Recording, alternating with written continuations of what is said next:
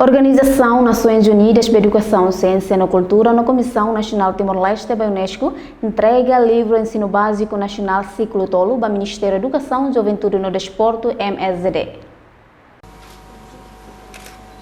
Cerimônia entrega livro Ensino Básico Nacional Ciclo Tolo para o Ministério da Educação, Juventude e Desporto, Halau e Adili, segunda-feira, semana né. Produção livro né, nessa parte ida, o pós-projeto Ciclo Tolo, para matemática, no ciência, para ensino básico Ciclo Tolo e a Timor-Leste.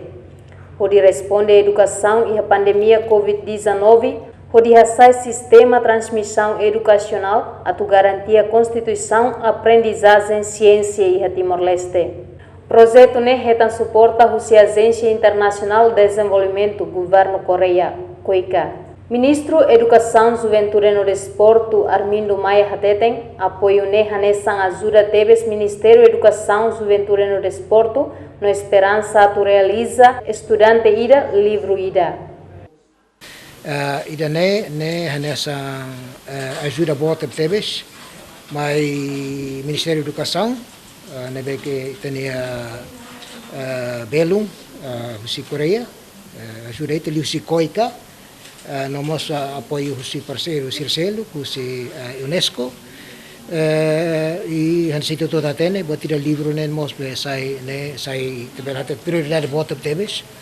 Infelizmente até agora Ministério da Educação se dá que bele halo livro nessa gratuito, onde me cada aluno tem que ter livro rasik para ser bele estudar uma.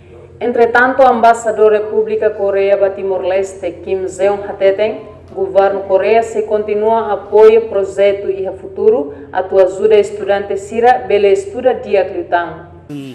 Projeto ida ini kami apoio nesse projeto pós apoio husi poikannya nebe implementa husi UNESCO ya Timor-Leste projeto ini los halo começa ana ia 2014 atau 2017 18 e distribuiu ana livro serna nessa missão distribuição e tina idane bato tina 2022 sei apoio tang livro serna atau apoio estudante serna agora estuda online sira belemos ia livro ida ba estudante ida para bele ajuda sira hode bele estuda dia clitang ya sira ida deklevati livro nebe distribuiu ana ba município sanulu resintolo hamutu rihun sianulu atus ida walu. Cerimônia ne retangmos presença do presidente Unesco Francisco Barreto, do KNTLU, no coordenador Nações Unidas e Timor-Leste, Roy Trivedi.